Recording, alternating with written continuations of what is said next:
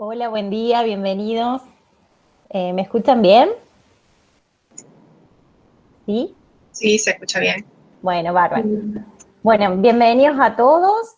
Mi nombre es Analía Yanes, yo soy docente investigadora del Departamento de Ciencias Naturales, que tiene a cargo dos carreras, el profesorado y la licenciatura en Ciencias Biológicas, pero hoy estoy representando la Facultad de Ciencias Exactas, Físico-Químicas y Naturales, que tiene a cargo este proyecto que se llama Exactas en Líneas con la Escuela. Durante todo el año va a haber diferentes encuentros y actividades virtuales que tienen el objetivo de acercarles un poco de información o diferentes aspectos de las carreras que está ofreciendo la facultad. Hoy vamos a disfrutar de un encuentro que se denomina Uso de Bacterias Benéficas como alternativa tecnológica para revertir el cambio climático, y va a estar a cargo de la doctora Verónica Mora, la doctora Daniela Torres y el doctor Fabricio Castán. Bueno, espero que lo puedan disfrutar. Hacia el final del encuentro y de la charla voy a colocar un link en el chat, que es muy importante que ustedes lo completen, porque ahí van a poder dar la valoración de la actividad y a su vez van a poder cargar sus datos, de qué colegios son, de dónde nos están escuchando, y la facultad después va a tener como un registro de la participación de todos ustedes. Bueno, dicho esto, los dejo en manos de los profes. Espero que disfruten mucho la charla. Nuevamente bienvenidos y les doy el pase a ellos. Bueno, muchas gracias, Analía. Bienvenidos a todos. Eh, Antes de comenzar con la discusión específica del tema de la presentación, nosotros ideamos una especie de encuesta, ¿sí? La encuesta es temática y se relaciona con el abordaje del día de hoy. O sea, vamos a hacerle una serie de preguntas que a nosotros nos va a dar un indicio sobre cuál es el estado general de conocimiento del tema en la sociedad. No son preguntas técnicas, ni es un examen, ni mucho menos. Así que les pedimos que lo completen y de la presentación lo vamos a discutir. Dani y Vero, Hola a todos.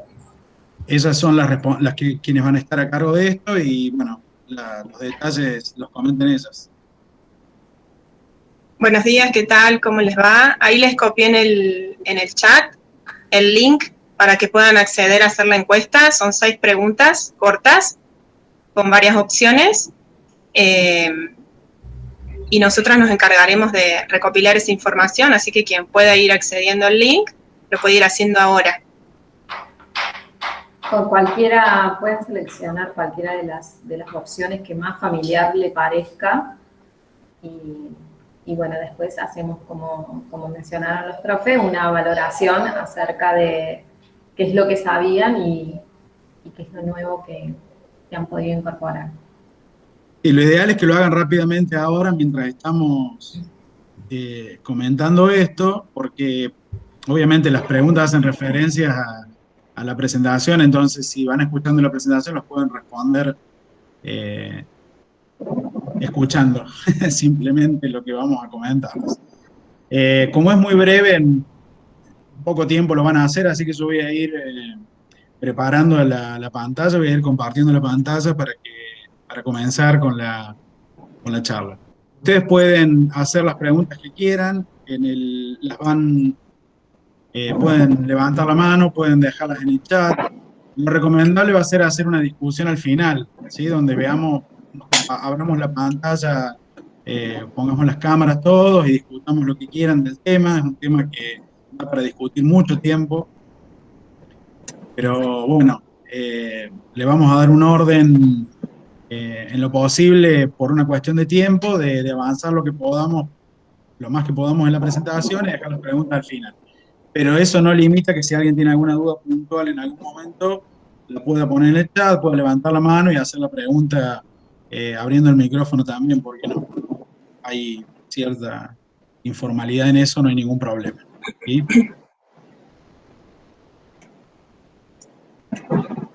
¿Han podido acceder al enlace?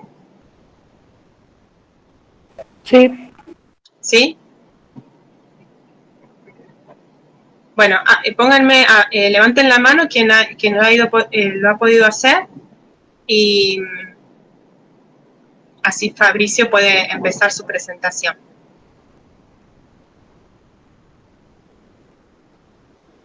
Ustedes me dicen si pueden verla.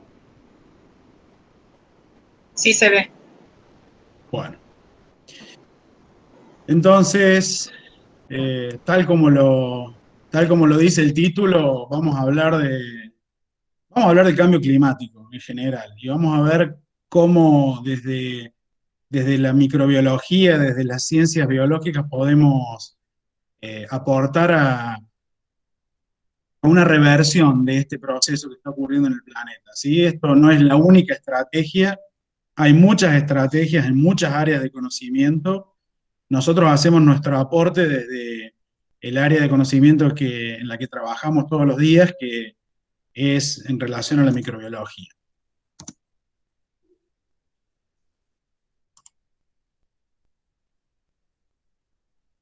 En la actualidad está ocurriendo un cambio en la agricultura.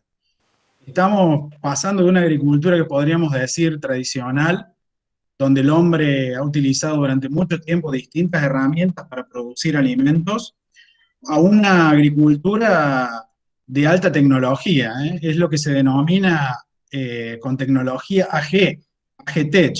Eh, en esa agricultura se han introducido, eh, por ejemplo, análisis de datos a gran escala, inteligencia artificial, uso de nuevas herramientas, como ustedes pueden ver en este cortito video. Esto es algo que en la actualidad ocurre cada vez más, de manera más frecuente.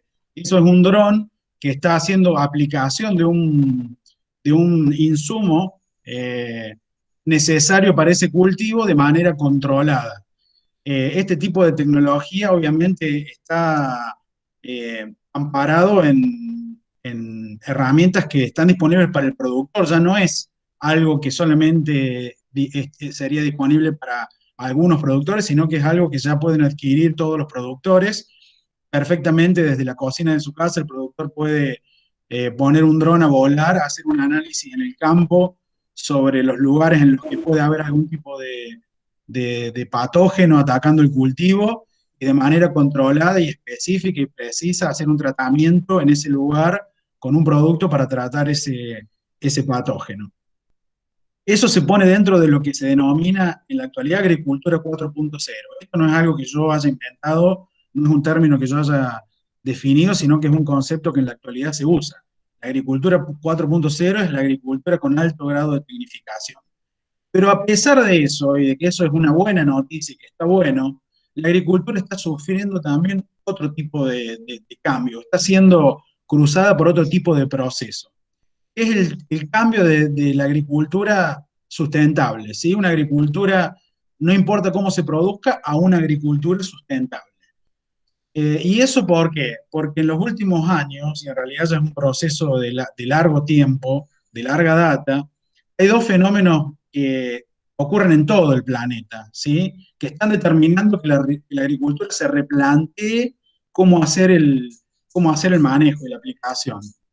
El primer fenómeno es el aumento de la población mundial. Esto es algo que hace unos cuantos años atrás, unas cuantas décadas detrás, se consideraba como una proyección. En la actualidad sabemos que esto es una cuestión, es un hecho concreto, medible, cuantificable y cierto. Ya no hay mitos en todo esto. La población mundial aumenta de manera muy acelerada. Fíjense en esta gráfica. En este momento estamos alrededor de los 7.000 millones de habitantes sobre el planeta. La proyección indica que en los próximos años, hacia el año 2050, vamos a llegar a cerca de los 10.000 millones de habitantes en el planeta. Obviamente, esto tiene un impacto sobre la agricultura porque es la agricultura quien ha responsabilizado en la provisión de alimentos para todas estas personas. Entonces, si nosotros consideramos lo que una persona consumen en un año, que acá está perfectamente discriminado. Por ejemplo, esto obviamente es un promedio porque depende del lugar en donde vive, de las condiciones económicas. Hay muchos factores que modifican y afectan esto, pero si nosotros tomamos, por ejemplo, que una persona al año consume aproximadamente 100 kilogramos de fruta. Nosotros sabemos que en la actualidad van a ser necesarios para alimentar a toda la población mundial 75.000 toneladas de fruta por año. Pero en el 2050, de acuerdo a esa proyección en el aumento de la población mundial, vamos a necesitar 100.000 millones de toneladas, lo que representa un aumento del 33% en la producción de fruta. Y de alguna manera ese 33% tiene que cumplirse para poder cumplir con la demanda. Voy a dejar de presentar un minuto porque me parece que están pidiendo ingresar a la sala. Si no les molesta, salgo de la presentación un segundito y acepto a quien...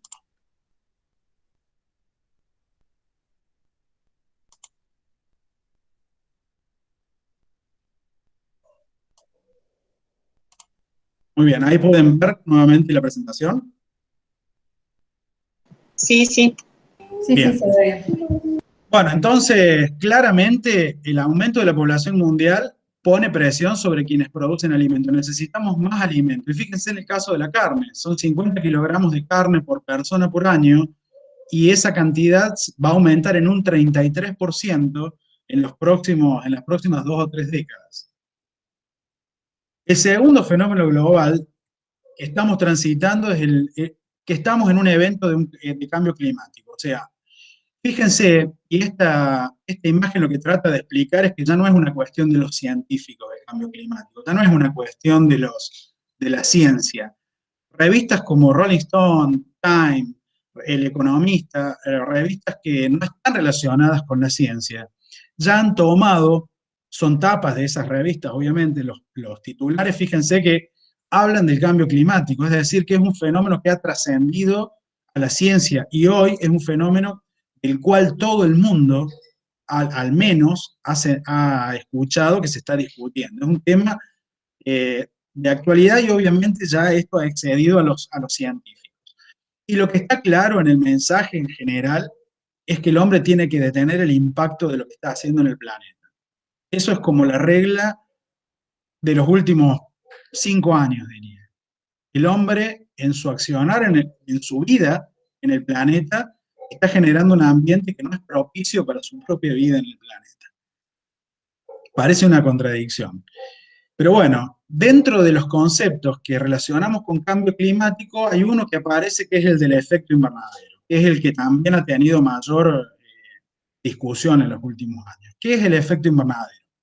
El efecto invernadero se produce cuando, por la acumulación de ciertos gases en la atmósfera, los rayos del sol, una vez que ingresan a la Tierra, rebotan sobre la superficie de la Tierra, como se ve en la imagen, pero ya no pueden salir, porque justamente se ha producido una acumulación de estos gases que impiden la salida de los rayos del sol hacia el exterior, abandonando la atmósfera. Esto obviamente ha generado y genera de manera paulatina un proceso de calentamiento. Por eso, cuando hablamos de calentamiento global y hablamos de efecto invernadero, estamos hablando de conceptos que son similares y que tienen que ver ambos con el proceso de cambio climático. ¿Y quiénes son esos gases? ¿Cuáles son los gases responsables del problema? Los 3 de arriba son los más importantes en la actualidad: el dióxido de carbono, el metano y el óxido nitroso. Y todos estos compuestos, que se denominan en general como fluorofluorados, son compuestos que el hombre inicialmente, son los primeros que empezaron a discutirse en relación al agujero en la capa de ozono, al cambio climático. Eran los que se discutía si tenían que ser parte de los preservantes que se utilizan en los compuestos que se usan para producir aerosoles, en los desodorantes, en ese tipo de cosas. Esto a lo largo del tiempo se ha visto que el hombre lo ha controlado. Es decir, la emisión de este tipo de gases en particular ha disminuido de manera muy significativa y ya no son un problema tan importante. El problema son el dióxido de carbono, el metano y el óxido nitroso. Entonces, lo que se está viendo es que la acumulación de estos gases está provocando que los rayos del sol no puedan salir y se genere lentamente un proceso de calentamiento. Y lo que se ha proyectado es que la temperatura del planeta, en la medida en que este proceso siga, va a seguir aumentando. Y yo puse, ¿será tan así? Porque es la pregunta que en realidad quien trata de desinformar es la estrategia de la desinformación, digamos, generar dudas sobre el tema. ¿Realmente hay un calentamiento global? ¿Realmente hay un proceso de cambio climático? Y yo espero que no haya dudas después de esta presentación. Si nosotros vemos, esto lo que representa, esta gráfica, lo que representa es la acumulación de dióxido de carbono cuando se mide en la atmósfera. Fíjense que a lo largo, desde que el hombre empezó a tomar referencia del tiempo calendario, es decir, el año 0, el año 1, hasta el año aproximadamente 1800, que está marcado en este punto, ¿sí? La concentración de dióxido de carbono en la atmósfera era relativamente variable, pero podríamos decir estable. Ahora, a partir de este momento, fíjense cómo de manera pero drástica el dióxido de carbono, la concentración de dióxido de carbono empezó a acumularse en la atmósfera. ¿Alguien puede imaginarse qué representa este punto? Año 1854. Quienes estén en el secundario lo deben haber estudiado hace muy poquito, y ese punto representa la revolución industrial.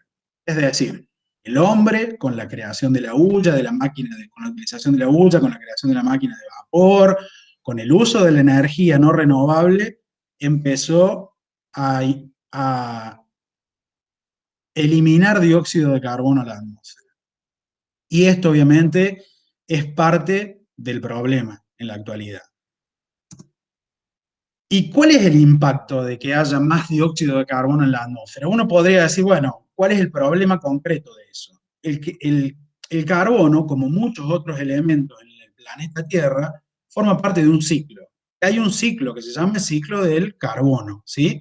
En particular, el ciclo de carbono se va moviendo entre la atmósfera y el suelo. Es decir, el carbono, como dióxido de carbono, se acumula en la atmósfera, pero luego ingresa al suelo, ya vamos a ver cómo, y en el suelo forma parte de estructuras carbonadas, por ejemplo, moléculas que se pueden considerar forman parte de las estructuras de la vida, ¿sí? Azúcares, el ADN, proteínas, hay un montón de esas moléculas que contienen carbono. Y lo que vemos, como todo ciclo, es que para que se mantenga en armonía, es que lo que entra tiene que ser igual a lo que sale.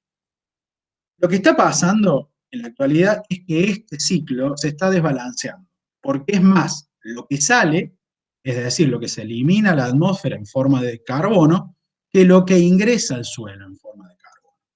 ¿Y qué consecuencia puede tener esto en nuestra vida, en el planeta? Fíjense este dato.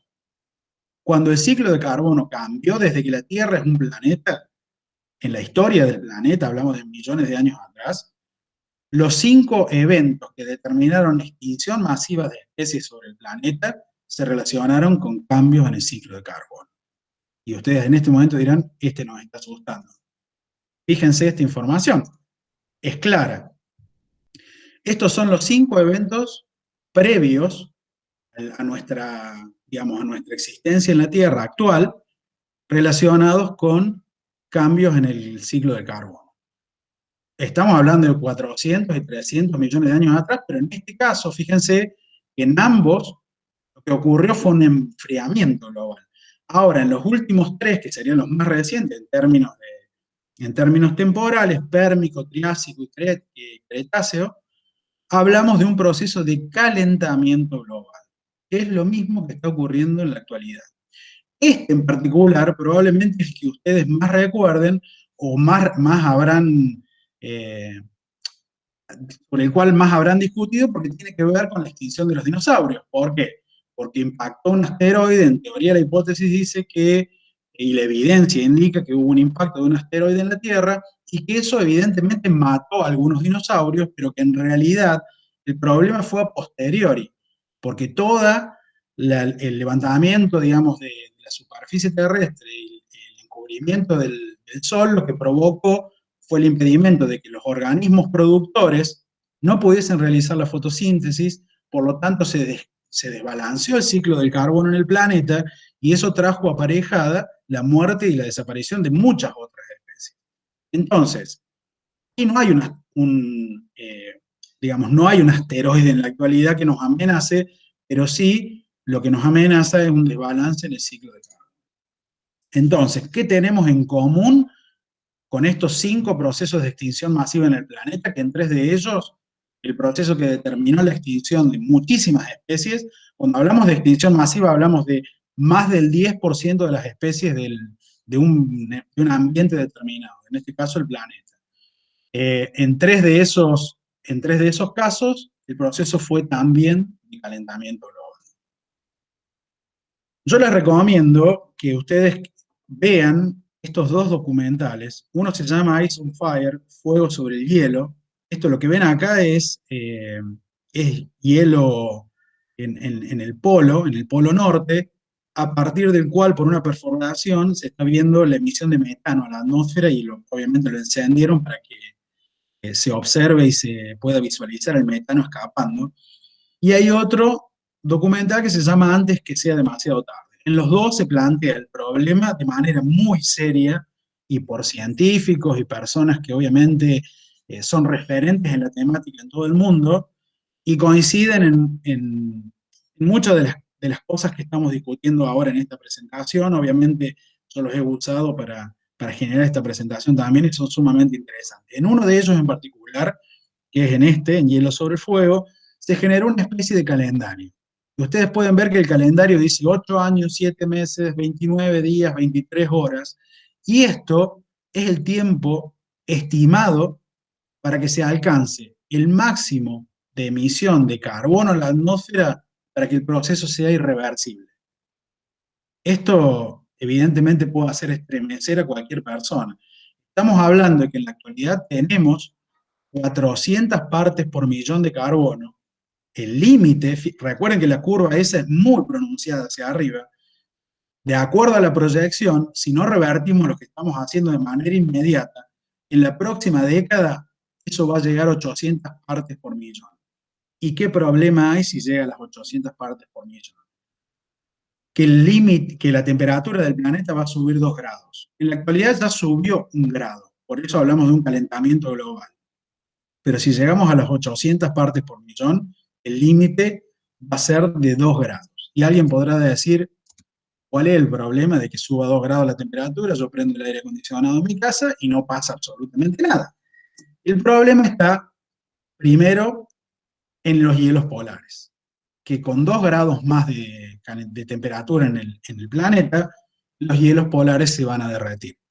Y si se derriten los hielos polares, el mar va a aumentar hasta 6 metros de altura en las costas.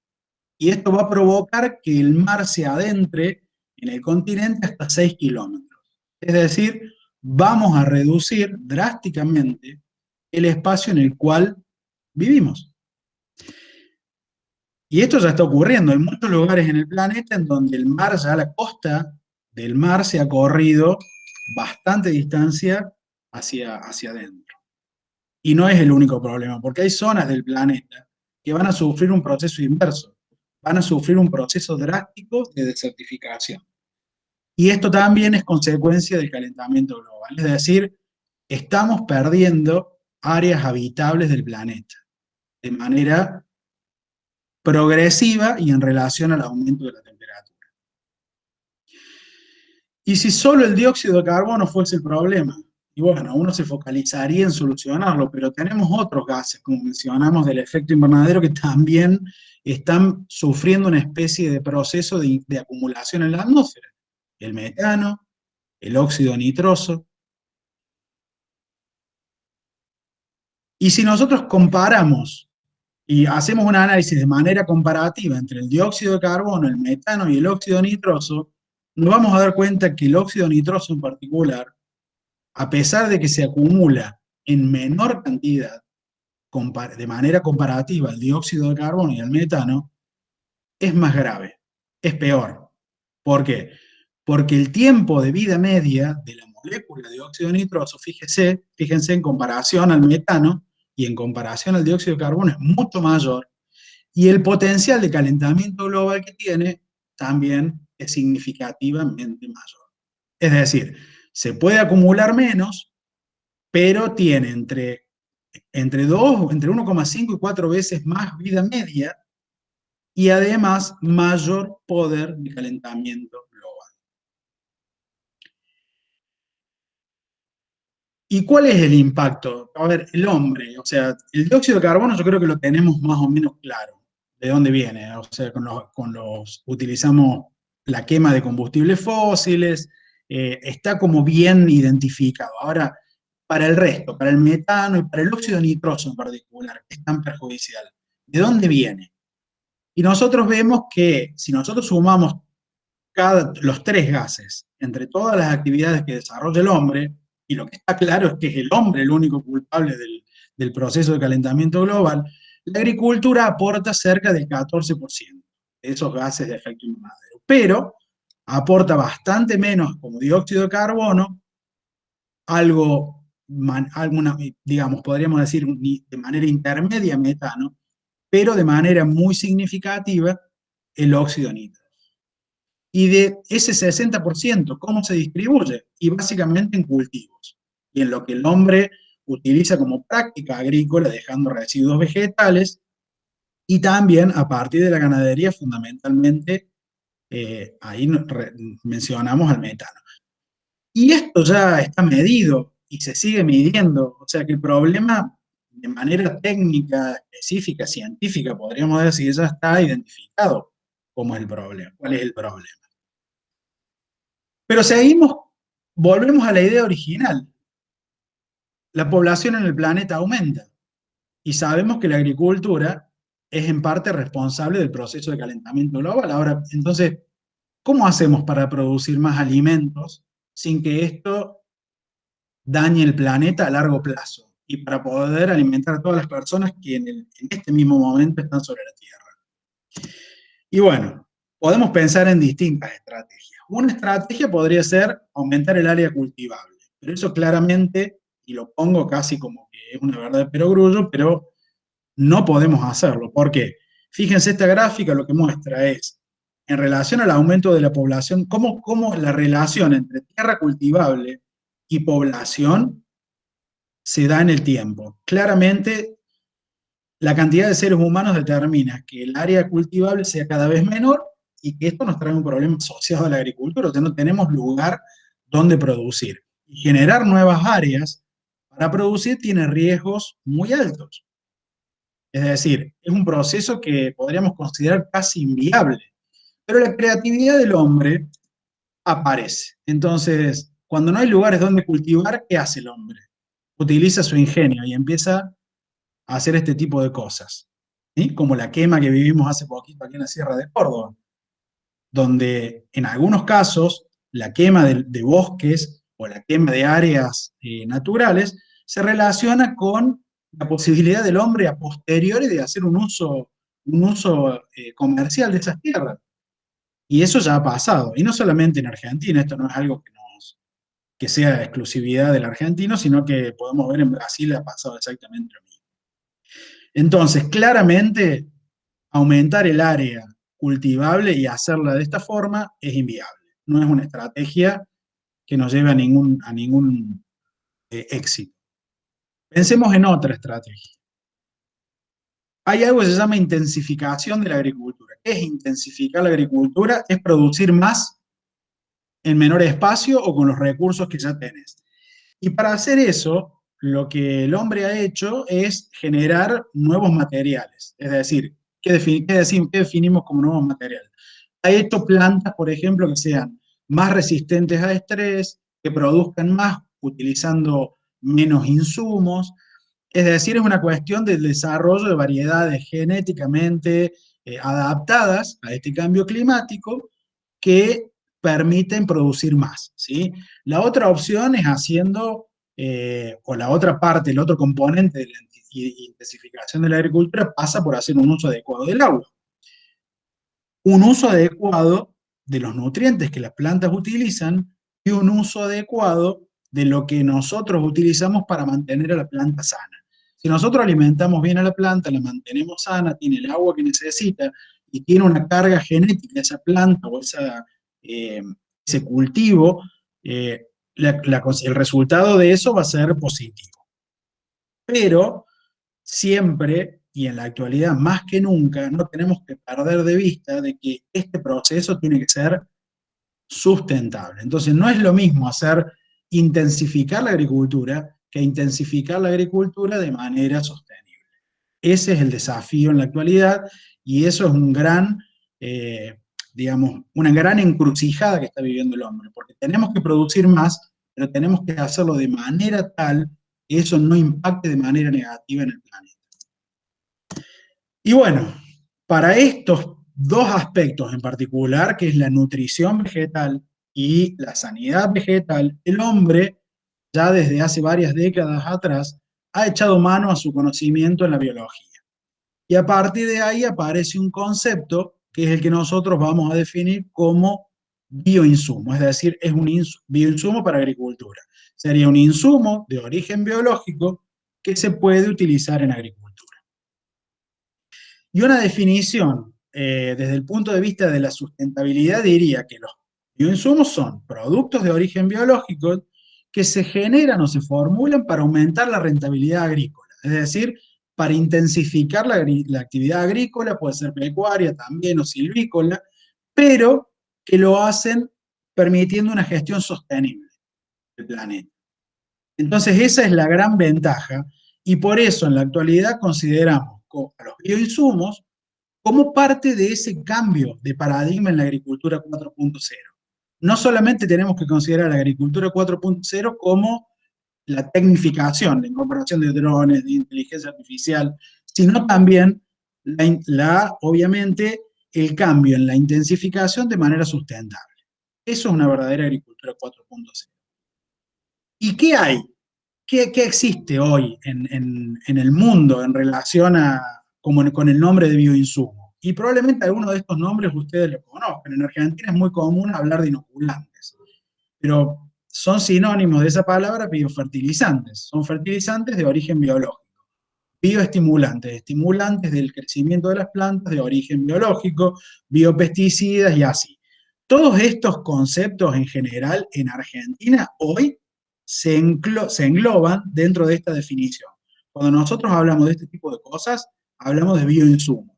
Y eso es por normativa, ¿sí? La Argentina tiene una ley que reconoce el uso de estos productos de origen biológico y los define como bioinsumos para agricultura. En particular vamos a hablar de los biofertilizantes. ¿Por qué? Porque vimos al óxido nitroso, y yo quiero que conecten la idea del óxido nitroso con la fertilización vegetal. Entonces, estamos hablando de agricultura, estamos hablando de fertilización, lo que necesitamos, digamos, unir, y para entender todo esto, es la necesidad de una planta. O sea, ¿qué necesita una planta para crecer? Y acá, esto es como muy conocido, ¿no? La planta, a partir de la energía del sol, y del dióxido de carbono, que es una molécula súper importante que ya vimos en la actualidad de nuestro planeta, a través de un proceso que se denomina fotosíntesis, que todos conocemos, origina oxígeno, que también es vital para la existencia, por lo menos nuestra, en el planeta, y origina hidratos de carbono. Con estos hidratos de carbono, la planta obviamente se alimenta, crece, produce biomasa. Es necesario el agua y de manera muy imprescindible incluso para el proceso de la fotosíntesis, y de manera complementaria la planta requiere nutrientes. ¿Qué nutrientes? Fundamentalmente, muchos, ¿no? Pero fundamentalmente nitrógeno, fósforo y potasio. Y esto digo nitrógeno, fósforo y potasio porque estos son muy importantes en agricultura. ¿Y qué hace con estos nutrientes? Junto con estas moléculas que son los hidratos de carbono, genera otras moléculas más complejas que son esenciales para la vida, como los ácidos nucleicos y las proteínas. Entonces, estamos hablando de que la fotosíntesis y la utilización de nutrientes junto con el agua son esenciales para una planta. Y si eso lo llevamos a un plano en la agricultura, entendemos que el sol siempre está, el agua forma parte de un ciclo también, pero lo que no siempre hay disponible en un suelo, cuando hablamos de agricultura, son esos nutrientes. Entonces, ¿qué ha hecho el hombre en relación a eso. Ha generado una práctica agrícola que es la fertilización. ¿Y qué es la fertilización? Es incorporar formas químicas de esos elementos al suelo, para que la planta los tenga disponibles y los use para crecer. Si hablamos en particular del nitrógeno, fertilizantes nitrogenados son, por ejemplo, la urea, el nitrato de amonio, el fosfato de amonio, pero fíjense que en los tres, lo común es el amonio. ¿Por qué es importante y remarco esto? Porque hay una consecuencia posterior al uso del nitrógeno como amonio. Ahora, esta práctica, evidentemente, y desde hace muchos años ha probado ser eficiente. Cuando uno agrega un fertilizante a un cultivo, aumenta la productividad. Fíjense el aumento en rendimiento acá. Esto es trigo, el rendimiento si nosotros ponemos entre 150 y 200 partes de nitrógeno en el suelo como kilogramos por hectárea, fíjense que aumenta el rendimiento y también el contenido de gluten. Esto es solo un ejemplo. Pero evidentemente, esta práctica el hombre la ha utilizado y le ha servido al hombre para aumentar el rendimiento de los cultivos. Pero siempre hay un pero. Y lo digo de esa forma, pero siempre hay un pero. ¿Cuál es el pero? Hay problemas medioambientales asociados a la práctica de fertilización. Y vamos a hablar de dos problemas en particular. El primero de ellos es cómo se obtienen esos fertilizantes. Hay un proceso industrial, el proceso de Haber-Bosch. Este proceso industrial implica que a través de la utilización de nitrógeno como gas e hidrógeno como gas, en condiciones de alta presión y alta temperatura, entre 400 y 500 grados centígrados, se pueda producir amoníaco, ¿sí? Obviamente, como un subproducto de este proceso, generamos dióxido de carbono, que no queremos, y esto se elimina a la atmósfera, y producimos agua. Es decir, a ver, este proceso le permitió a Haber y a Bosch obtener los premios Nobel de Química en 1918 y 1931 respectivamente. Y como les dije, a partir del nitrógeno, que es un gas súper abundante en la atmósfera, ellos lograron convertir este nitrógeno en amoníaco, ¿sí? Y amoníaco en solución es amonio. Es decir, encontraron una forma de generar un fertilizante en base a un gas que estaba súper disponible en la atmósfera y por eso le dieron el premio Nobel. El reconocimiento científico de esto es indiscutible.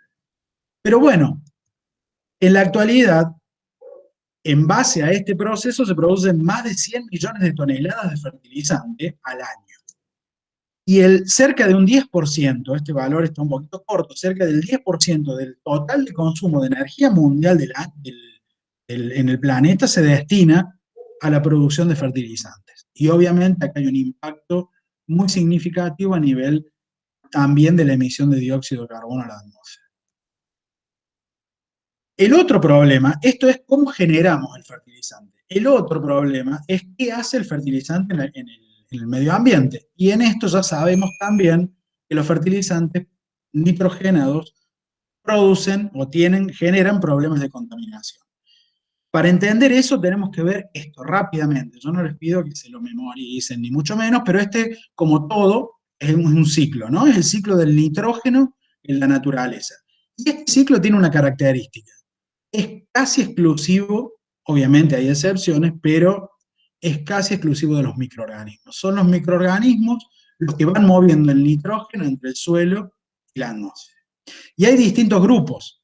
Están las bacterias simbióticas, las amonificantes, las desnitrificantes, pero en general, fíjense este proceso. Acá hablamos fijación de nitrógeno. El nitrógeno de la atmósfera llega al suelo a través de estas bacterias. Las bacterias que fijan nitrógeno, tanto en simbiosis como en vida libre. Estas aumentan el contenido de nitrógeno en el suelo. Después hay muchos procesos, ¿no? También los descomponedores son importantes porque a partir de residuos orgánicos también forman amonio. Pero después los que devuelven parte de ese nitrógeno a la atmósfera en forma de nitrógeno gaseoso son los desnitrificantes. Estos serían los dos grupos de mayor importancia. Pero acá hay un problema. Lo que sale de acá no siempre es nitrógeno gaseoso. Acá tenemos al óxido nitroso y el óxido nítrico. Y estos dos, fundamentalmente el óxido nitroso, ya vimos que es un gas de efecto invernadero. Entonces, teniendo en cuenta el ciclo del nitrógeno, vamos a entender ahora cómo la fertilización química impacta en el medio ambiente, en el ciclo del nitrógeno. Y si nosotros, fíjense, incorporamos urea, incorporamos amonio, lo que vamos a obtener a partir de procesos biológicos en el suelo, acá hay bacterias que van convirtiendo el amonio en nitrato, lo que vamos produciendo en este caso, a partir de este proceso de nitrificación, es la liberación de óxido nitroso a la atmósfera.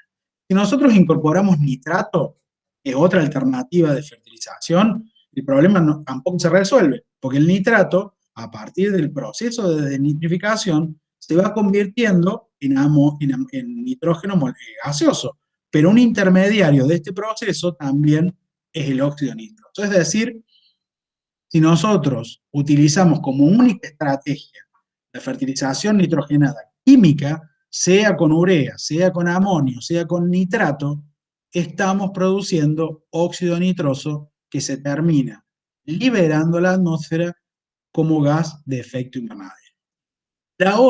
El otro problema asociado con la fertilización química es el del nitrato, ya que el nitrato o el nitrito son contaminantes de las napas freáticas. Es decir, estos dos compuestos contaminan el agua. Y el agua también es esencial para la vida. Entonces, ¿cómo podemos hacer para seguir favoreciendo la incorporación de nitrógeno por parte de las plantas y de los cultivos, cuando hablamos de agricultura, de manera más sostenible, o sea, que no tenga ese impacto ambiental? ¿Cómo fertilizamos sin que esto tenga un impacto negativo en el planeta? Y ahí traigo a su consideración una frase que es para mí elocuente en este sentido, que lo esencial es invisible a los ojos. Y ahí es donde vienen las bacterias. Nosotros no podemos ver a las bacterias, fíjense, una bacteria puede medir entre 1 y 3 micrómetros, y esto es como dividir un metro en 1.000.000 de partes iguales. O sea, evidentemente por eso se definen como microorganismos, son imperceptibles a la vista del hombre, pero están ahí presentes, y en este caso en particular, parte de la solución en relación a la fertilización de los cultivos pasa por estos organismos que no podemos ver. Estas bacterias, hay un grupo de bacterias en particular, establece una asociación en la naturaleza que se llama simbiosis. O sea, se relacionan de manera muy íntima con las plantas. De manera tan íntima que una planta que forma una simbiosis con una bacteria, que ahora vamos a denominar en general como rizobios, forma un nuevo órgano en su estructura. Ese nuevo órgano se llama nódulo, que son estas pequeñas bolitas que ustedes pueden ver en la fotografía, y que si nosotros ampliamos la fotografía se ven así. Dentro de estos nuevos órganos que se alojan fundamentalmente estas bacterias. Y estas bacterias, cuando son las que se asocian con la soja, pertenecen a un género que se llama Bradyrhizobium. ¿Sí? Siguen siendo muy pequeñas. Fíjense el color que presenta el nódulo en su interior, que esto se lo voy a explicar brevemente a continuación, pero lo que podemos entender es que a través de una asociación natural, podríamos decir, que recibe el nombre de una simbiosis porque es súper específica. Simbiosis quiere decir que tanto esta bacteria como la planta no pueden hacer de manera separada lo que hacen juntas. Hay un nivel de coevolución muy significativo. Y cuando están juntas van a formar este nuevo órgano en la planta. La planta no lo va a producir ni va a ser funcional si la bacteria no está presente. ¿Y qué hacen las bacterias en asociación? ¿Qué hace este nuevo órgano para la planta? Fíjense, nitrógeno, hidrógeno, amoníaco. Lo que hacen es reproducir ese proceso que nosotros vimos que es tan costoso desde el punto de vista energético y que tiene un impacto en la naturaleza negativo, reproducirlo en estas pequeñas estructuras. Es decir, el proceso de manera general se denomina como fijación biológica de nitrógeno. Y lo que está ocurriendo es que el nitrógeno de la atmósfera, a partir de una reacción química comandada por una enzima que es de origen bacteriano, que se llama nitrogenasa, está generando amoníaco.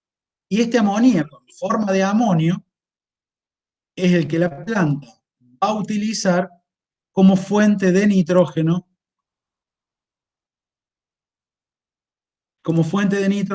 para crecer, para llevar adelante su ciclo de vida, ¿sí? Por eso la importancia. Esta proteína que se forma acá también dentro del nódulo lleva el nombre de legemoglobina, y que es característica de esta simbiosis. Fíjense, esto se asocia a hemoglobina, se asocia con la sangre.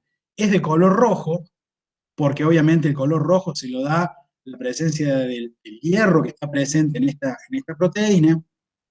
Y la característica, ¿por qué se produce? Porque protege a esta enzima del oxígeno, porque esta enzima es muy sensible al oxígeno. Entonces, dentro de esta estructura súper especializada, se lleva a cabo, sería una pequeña fábrica de fertilizantes para la planta. ¿Y esto ha tenido impacto en la agricultura? Y claro que sí. ¿Por qué? Desde el punto de vista más romántico, yo diría, el hombre entendió que es mejor hacer agricultura sustentable y dañar menos al planeta que generar una agricultura sin control. Pero en realidad, esto ha tenido, por lo menos en nuestro país, donde este tipo de tecnología se usa ya desde hace unos cuantos años, ha tenido un componente económico muy importante. ¿Por qué? Porque un producto que nosotros vamos a denominar biofertilizante o inoculante tiene un costo hasta 10 veces menor que un fertilizante químico para lograr el mismo resultado en un cultivo. Es decir, el productor aprendió en base a economizar y no en base a una conciencia ecológica, pero de todas formas, la consecuencia de eso es positiva, ¿sí? Porque en Argentina y en Brasil, donde se producen grandes extensiones de soja, el productor no fertiliza con fertilizantes químicos, incorpora estas bacterias y con estas bacterias la planta logra tomar el nitrógeno de la atmósfera y de esa manera cumplir con su ciclo de vida, producir granos, que esto es lo que el hombre desea, en particular para este cultivo. En otro cultivo como la alfalfa quiere forraje para después alimentar al ganado, pero esto es un claro ejemplo de cómo la biología, entendiendo un proceso, en realidad muchos procesos, el ciclo de vida de la planta, la fisiología de la planta, la fisiología de los microorganismos.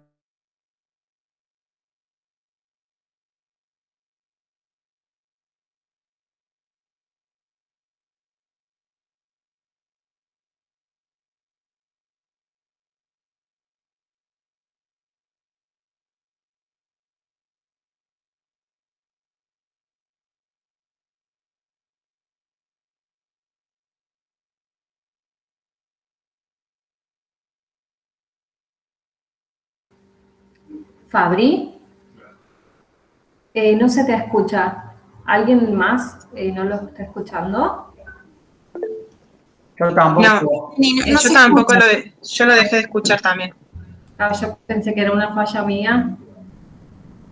Le voy a mandar un mensaje a ver si lo puede ver. Bueno.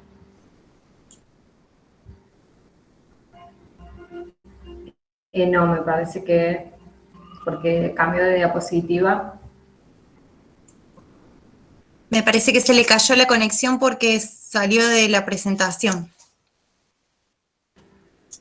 Bueno, Vero, si querés podemos ir viendo lo de las encuestas. Bueno, dale. Total, ya estamos en tiempo. Había una pregunta, Tomás, quería el link y la verdad que no vi para compartir, pero bueno, no importa, en realidad es como para tener una idea general del conocimiento que tenían acerca de este tema antes de la charla y si han aprendido algo nuevo o el concepto ha cambiado después de la charla. Les voy a... No sé si quieren que les comparta los resultados de la encuesta. Se las comparto yo, Vero, porque justo Bueno. le puse la animación de la cual es la correcta. Si querés, Bueno, vos, dale. anda leyendo las opciones de las que son las más grandes, porque las más largas, digamos, porque esas no se leen. Ah, dale. ¿No? Bueno, desde ya, gracias a todos por Ahí se unió Fabri.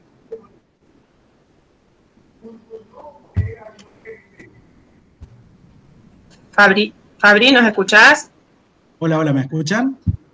Sí, sí, estábamos justo por presentar los resultados de la encuesta, por si acaso.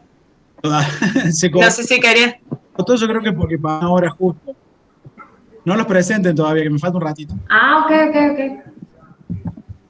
Se cortó solo, no sé por qué se cortó.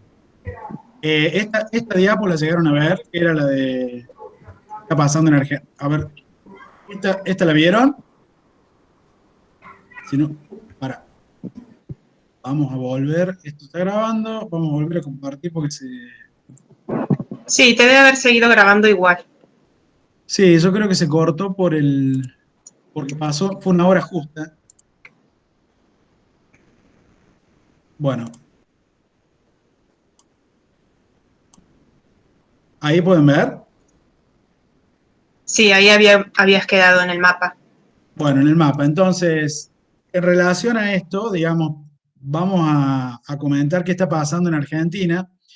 Y les decía que más de 20 millones de hectáreas se siembran de soja en Argentina y aproximadamente 18 millones de esas hectáreas se tratan con biofertilizantes, ¿sí?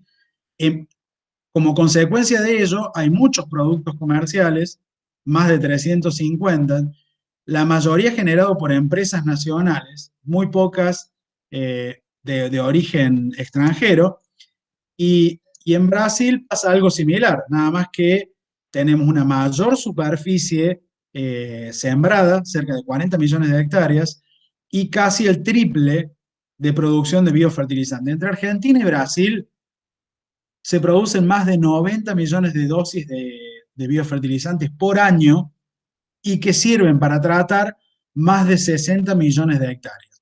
Imagínense el impacto que tiene eso en relación al proceso de fertilización. Si nosotros tuviésemos que aplicar urea para sostener esta cantidad de hectáreas, ¿sí?, en ambos países, el impacto que tendría eso en el medio ambiente. Por suerte, esta tecnología se ha reemplazado por una tecnología de origen biológico. Y en base a eso ha habido una expansión, hay productos cada vez, mayor cantidad de productos, no solo para soja y para otras leguminosas como poroto, garbanzo, sino también para maíz y para otros cultivos. Se han generado productos de distinto grado de tecnificación, hay productos de primera, segunda, tercera generación, donde cada vez tienen más tecnología. En particular, en nuestro laboratorio, nosotros estamos analizando el proceso de desnitrificación porque vemos y sabemos que aún en condiciones de simbiosis, donde hay un rizobio asociado a una leguminosa como la soja, hablamos de Bradyrhizobium, y se establece esa simbiosis, aún en esas condiciones donde no hay fertilización, hay algo de emisión de gases de efecto invernadero como el óxido nitroso a la atmósfera. Entonces, lo que nosotros hacemos es estudiar cómo las distintas especies de este género producen en mayor o menor escala esos gases de efecto invernadero y cuál sería la conveniencia de utilizarlas en cultivos extensivos en condiciones agronómicas. Y acá alguien se estará preguntando, bueno, pero habló mucho de soja, ¿y qué pasa con el resto de los cultivos? Y no es tan simple. En las leguminosas la historia resulta casi redonda, podría decir, porque es lo que vimos, ¿no? Los nódulos, la simbiosis, pero en las plantas que no establecen simbiosis, que serían la mayoría de las gramíneas que se cultivan, como el maíz, como el trigo, como el arroz en todo el mundo, el sorgo, que son súper importantes, la simbiosis no ocurre, no hay nódulos, no hay formación de nódulos, no hay fijación de nitrógeno en simbiosis. con esas especies. Pero en los últimos años el hombre ha puesto el foco de atención en la investigación y en el estudio de otros modelos, tratando de emular, de imitar lo que pasa en las leguminosas. Y así, a través del uso de ingeniería genética, lo que ha tratado de hacer, por ejemplo, esto es un resumen, ¿no?, es incorporar los genes de la fijación de nitrógeno a esas plantas, generar estructuras similares a los nódulos en donde se puedan incorporar bacterias que fijen el nitrógeno de manera más protegida. Esto en relación a las plantas. En relación a las bacterias, lo que ha tratado de hacer es modificar genéticamente las bacterias para que fijen más nitrógeno, hacer edición génica, que es cambiar lo que dice el genoma que la bacteria puede hacer, o simplemente utilizar bacterias capaces de fijar nitrógeno en condiciones de vida libre, que también estaban en el ciclo del nitrógeno. Este es el caso de Azospirillum.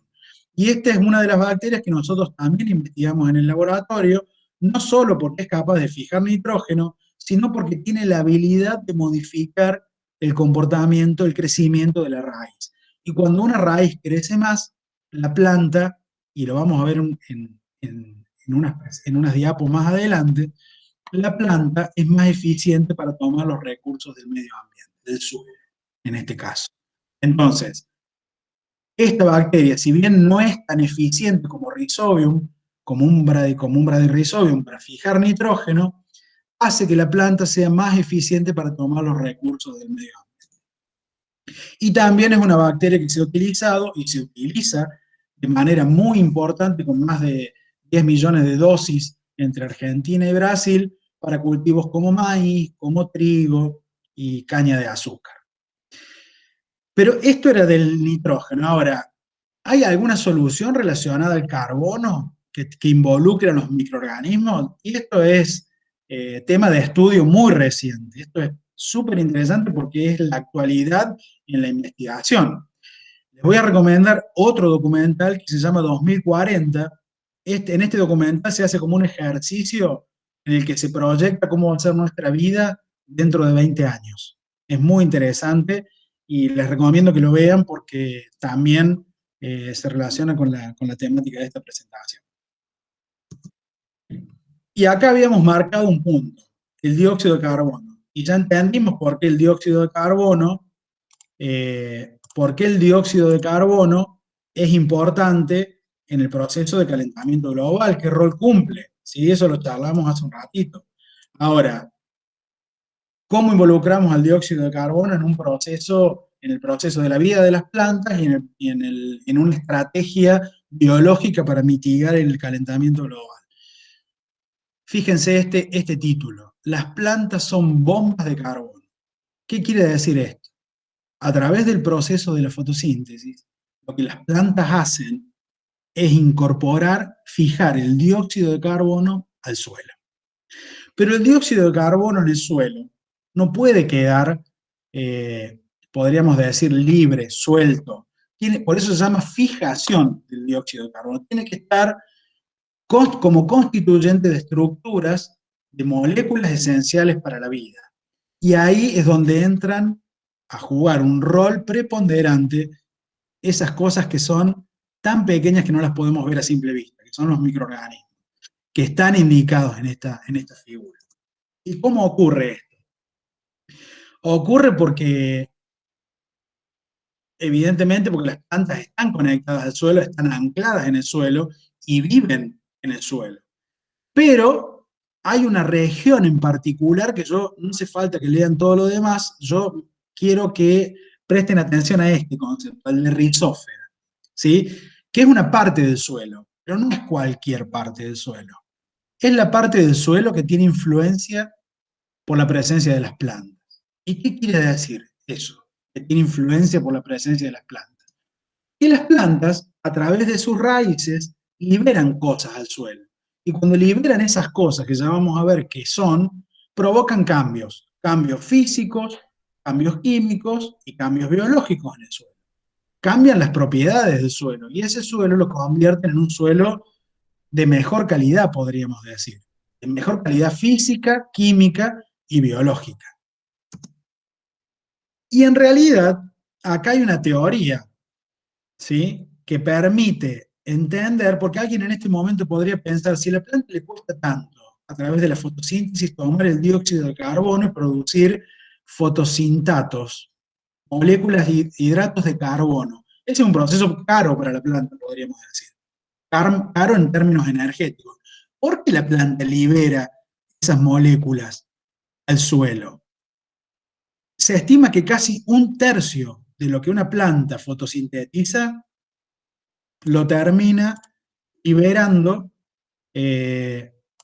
al suelo en forma de exudados. ¿Eso por qué será? Porque las plantas saben que lo que tienen asociados a sus raíces son socios estratégicos.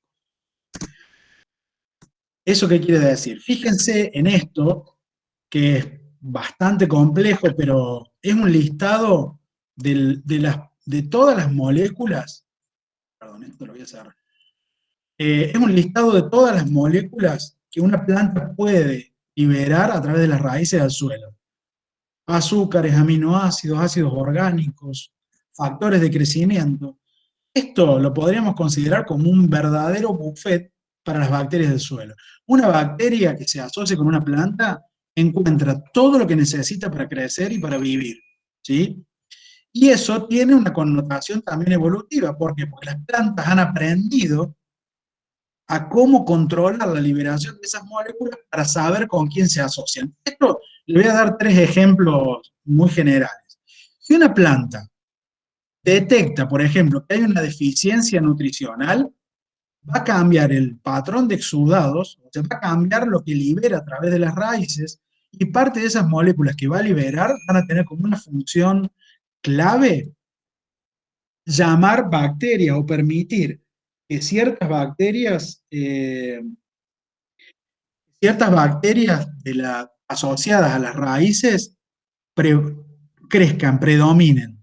Entonces, de esa forma, normalmente esas bacterias que se asocian en esa condición de deficiencia nutricional tienen alguna habilidad, por ejemplo, fijar nitrógeno, y le ayudan a la planta a sobrellevar esa condición.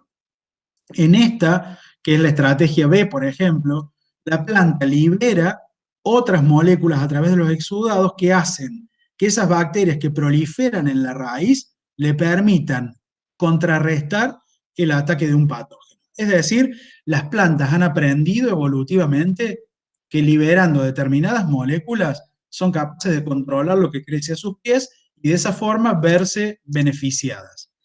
Entonces, ¿qué es una planta? Una planta es un organismo aislado y en realidad no es un organismo aislado, es un holobionte. ¿Sí? ¿Qué es un holobionte? Un holobionte es la suma de los individuos en un ambiente y en un tiempo determinado, y esto sería algo parecido cuando nosotros hablamos de simbiosis, hablamos de simbiontes. En el caso de los organismos que se asocian con otros organismos, el concepto es el de holobionte.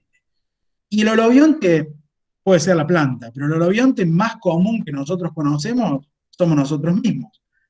Nuestra flora intestinal vive y acompaña nuestra vida durante todo nuestro desarrollo, ¿sí? Y nosotros nos consideramos como verdaderos holobiontes. Tenemos una flora, un microbioma. La palabra exacta sería microbioma, cuando hablamos de microorganismos asociados a nuestro intestino que cumplen funciones específicas. Por ejemplo, protegernos de los organismos patógenos. En el caso de las plantas pasa exactamente lo mismo. Y el concepto se ha estudiado en los últimos años y hoy las plantas tienen verdaderos microbiomas. O sea, son holobiontes y están asociados a muchos microorganismos de manera natural. Y si nosotros consideramos que hay determinadas cosas que nos ayudan a mejorar ese microbioma, en nuestro caso, como estos productos probióticos, en el caso de las plantas pasa exactamente lo mismo. Entonces, ¿cómo mejorar, cómo hacer que el ambiente rizoférico de la planta sea el mejor para que la planta crezca y eso favorezca la generación de muchos microorganismos que a su vez faciliten o favorezcan la mayor toma de dióxido de carbono desde la atmósfera? Y bueno, las estrategias son las estrategias definidas como inoculación. Si nosotros incorporamos bacterias benéficas junto con la semilla, lo que hacemos es permitir que esas bacterias se multipliquen en un entorno cercano a la semilla, y por multiplicar esas bacterias benéficas, bajamos la probabilidad de que haya bacterias patógenas que puedan perjudicar a la planta. Y de manera general decimos que aumentamos, desde el punto de vista biológico, la actividad asociada a la rizófila, lo cual es un efecto positivo cuando hablamos de las plantas.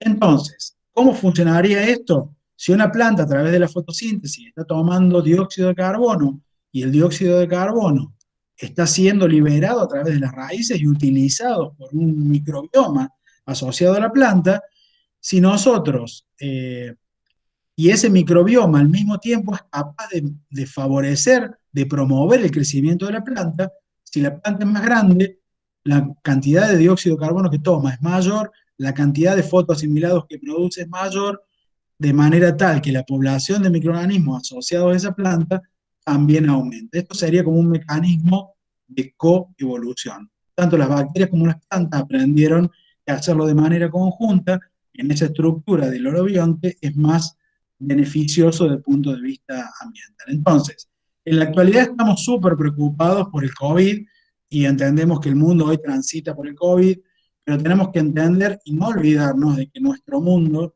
está bastante golpeado y lastimado desde el punto de vista medioambiental, y que es nuestro deber corregir y cambiar y revertir todo este proceso. ¿Por qué? Porque nosotros estamos de paso y este planeta en realidad lo estamos pidiendo prestado a las próximas generaciones. Y tenemos la obligación no solo de no destruirlo, sino además de dejarlo en las mejores condiciones posibles. Este es el grupo del Laboratorio de Fisiología Vegetal e Interacción Planta-Microorganismo. Vero, acá está Vero y acá está Dani, esos son quienes me acompañan hoy, pero bueno, vean que hay un grupo de personas que trabajan en temáticas relacionadas con los microorganismos y con la interacción con las plantas, que, bueno, día a día dedicamos nuestra tarea a entender estas cosas que, digamos, por consecuencia de lo que hacemos en el planeta son importantes, pero para nosotros son más importantes todavía. Así que yo les agradezco por la paciencia. Voy a dejar de presentar. Gracias, Fabri. Ahí levantó la mano Tomás. No sé si querías hacer alguna pregunta. Hola, buenas tardes. Sí, tenía José. una pregunta. No, Tomás, sí. Tomás, sí.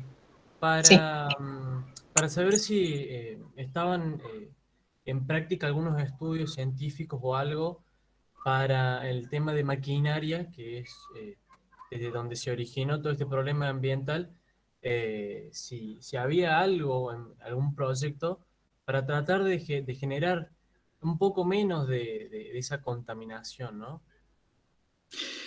Te recomiendo, Tomás, que veas los 3 documentales, porque en esos documentales el planteamiento es parecido. O sea, se plantea el problema, te deja como una sensación horrible en el sentido de te muestra la realidad cruda, pero parte del documental se relaciona también con las estrategias, que no son solamente estas que vimos acá biológicas, sino que son en general las estrategias que el hombre está empezando a implementar para revertir el cambio climático, y son fascinantes. Hay algunas que ya han llegado al punto de que están funcionando, son trampas de dióxido de carbono. O sea, son grandes filtros de dióxido de carbono que toman el dióxido de carbono de la atmósfera y lo transforman en hidratos de carbono, lo transforman básicamente en alimento. O sea, están simulando el proceso de la fotosíntesis de manera industrial para restarle dióxido de carbono a la atmósfera. Ese tipo de cosas ya no solamente que pasaron por una fase de estudio, sino que ya están en una fase de implementación. Ahí están preguntando cuáles son. La grabación va a quedar, eso lo comentó Analía al comienzo, y después la van a editar porque hubo un corte entre medio, la van a subtitular, va a quedar disponible. Los documentales son 3. 2040, Ice on Fire, Fuego sobre el hielo, y Antes de que sea demasiado tarde. son los 3 documentales que hablan específicamente de la temática. Los 2 primeros fueron producidos por HBO y el director estuvo vinculado en la producción Leonardo DiCaprio, que es un tipo que está súper comprometido. Yo la verdad que no tenía ninguna referencia, pero está súper comprometido con este problema. Y hay un cuarto que cuenta la historia y la vivencia de una activista del medio ambiente, que es una niña, una adolescente, que obviamente trascendió y llegó a los medios hace poquito, por una protesta, una huelga de hambre que hizo. Y bueno, no les quiero spoilear el documental, véanlo, porque yo tenía mis prejuicios con respecto a quién era esta persona, por lo que la prensa me había sembrado, pero en realidad, cuando uno lo ve en primera plana, lo reconsidera, y mucho. O sea, reconsidera la acción concreta de las personas para cambiar lo que está pasando. Marianela dice que recomienda al 100% antes de que sea demasiado tarde. ¿Alguien quiere hacer alguna pregunta, comentario? Si no, les podemos mostrar los resultados de la encuesta y ver si algo de lo que pensaban al principio sigue siendo igual o si ha cambiado algo después de la charla. Veamos los resultados y en base a eso charlamos. Bueno. Yo les voy a leer las preguntas. Ahí Dani va a compartir.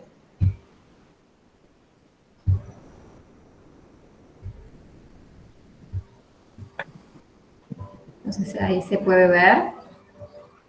Ahí está cargando.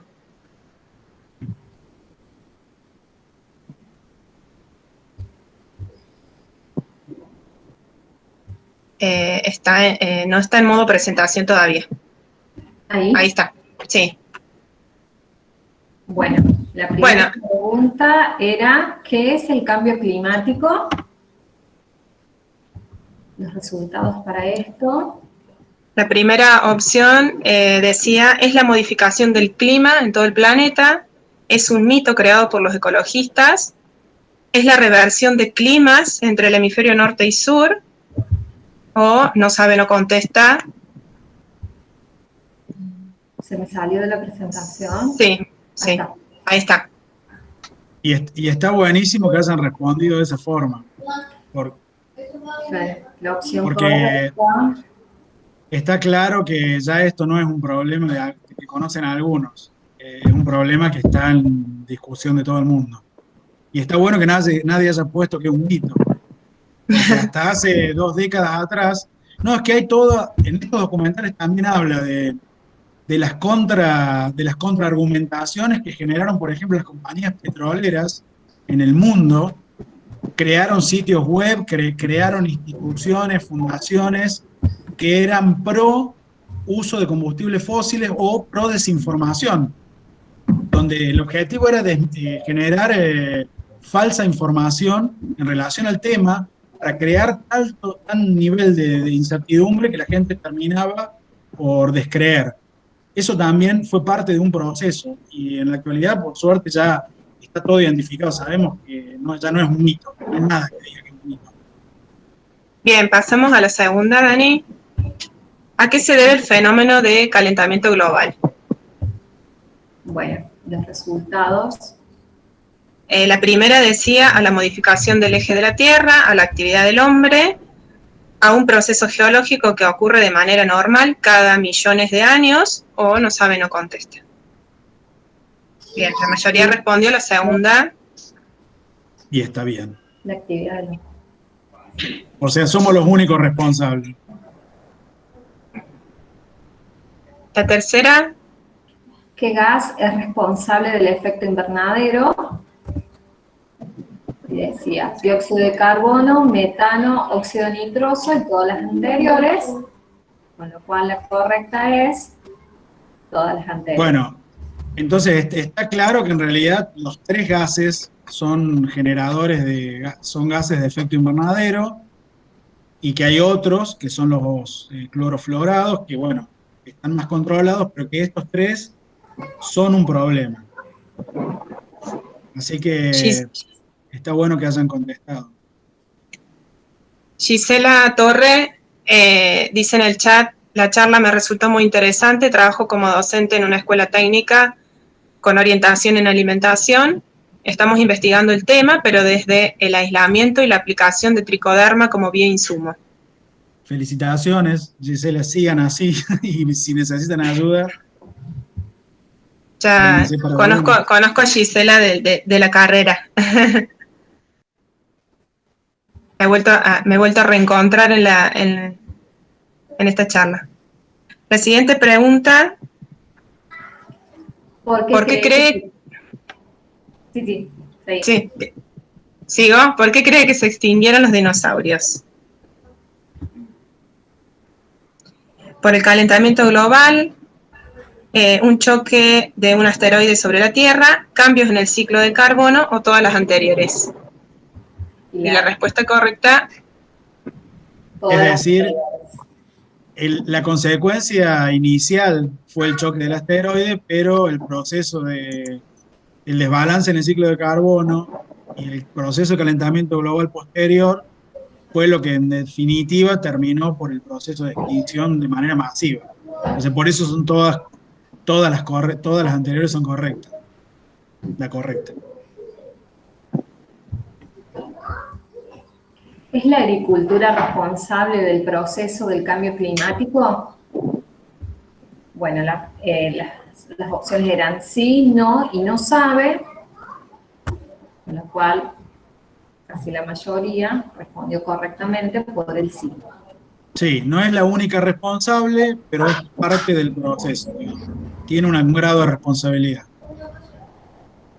¿Y la última? Y la última dice, ¿cómo producimos mayor cantidad de alimentos para el mundo? Usamos mayor cantidad de fertilizantes, aumentamos la superficie cultivable del planeta, las dos anteriores, o no es necesario producir mayor cantidad de alimentos. Y el 75% de los encuestados respondió correctamente en las dos anteriores. Sí, ahí puede haber una aclaración en relación al último punto. El que puso que no es necesario puede tener razón si lo considera desde el punto de vista de cómo están distribuidos esos alimentos, que es una discusión menos técnica, una discusión, si quieren, política y social. Pero bueno, es importante que en la actualidad sabemos que desde el punto de vista biológico y de la cantidad y el consumo, sabemos que tenemos que producir más en relación al aumento de la población mundial. Así que era una aclaración.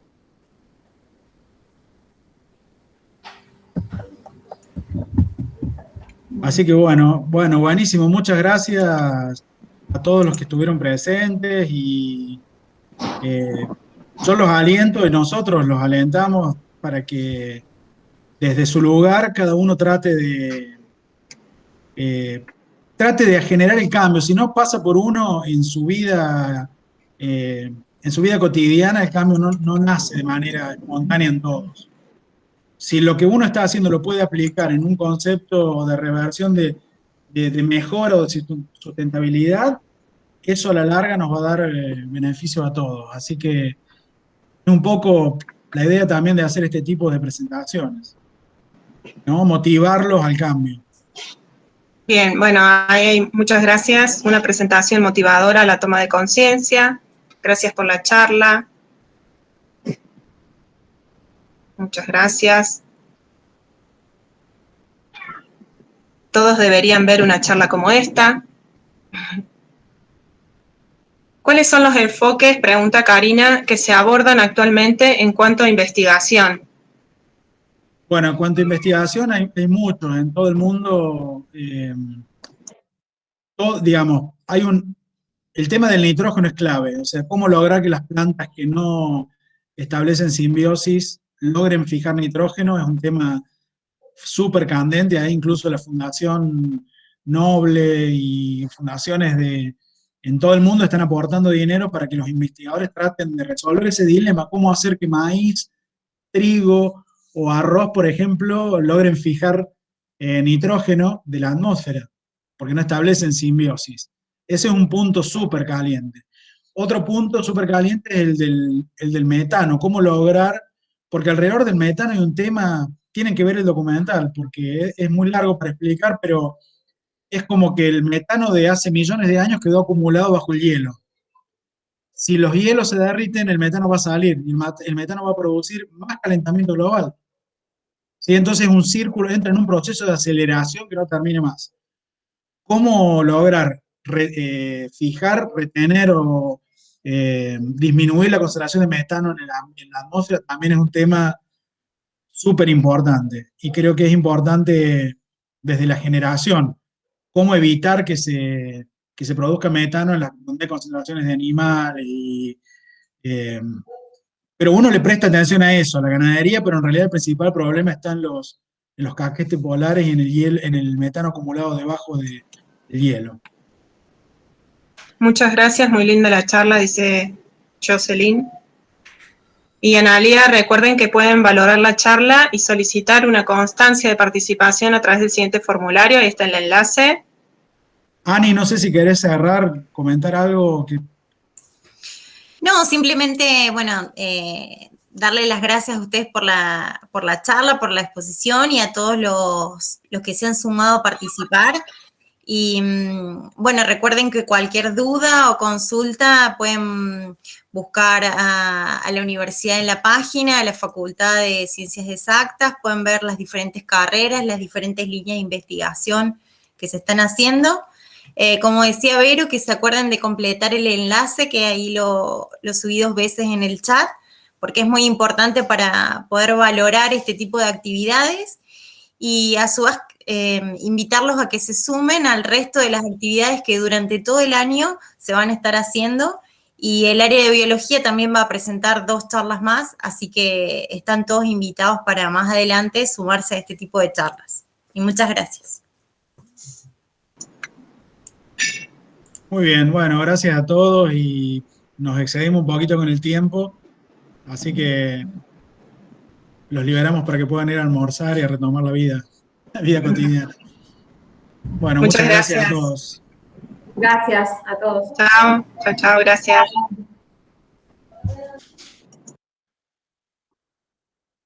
Chao, gracias.